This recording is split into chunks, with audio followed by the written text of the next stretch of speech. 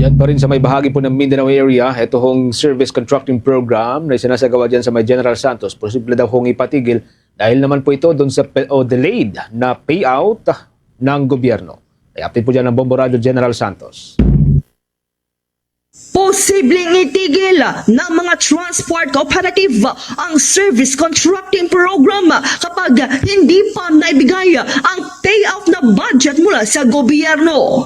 Ito ang inihayag ni Orly Sabilita, ang chairman ng Jansan Transport Cooperative, na nagsabing wala silang problema kahit gaano pa katagal ipagpatuloy ng gobyerno ang naturang programa basta masigurong regular at lingguhan ang pagbibigay ng bayad para sa kanilang operasyon. Ayon kay Sabilita, malaki na ang epekto ng naamtalang payout sa mga driver at operators na umaasa sa programa bilang dagdag suporta sa kanilang kabuhayan at araw-araw na gastusin sa pasada. Nanawagan din siya sa gobyerno na pabilisin ang rollout ng subsidiya para sa transport sector at maibigay na rin ang iba pang mga pangakong hanggang ngayon ay hindi pa naipagkakaloob sa mga miyembro ng transport cooperative.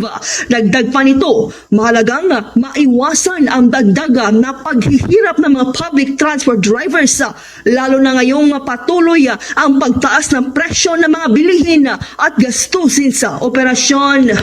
If ever na wala kaming matanggap na payout, we will no longer continue enrolling under the service contracting program. Sana i-download na yung additional na budget na 5 billion para sa service contracting program, na para naman medyo kung ayaw man lang nilang taasan yung pamasahe, may roll out yung karagdagang pondo para magtuloy-tuloy yung service contracting program, gaya ng ipinangako ng ating Pangulo na aabot na hanggang July.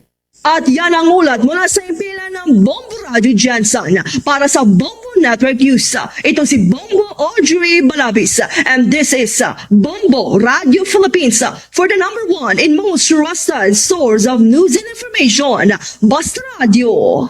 Bombo! For the most trusted source of news and information, visit our website at www.bomboradio.com. Follow us on Bombo Radio mobile app, Facebook, YouTube, TikTok, and X, formerly Twitter.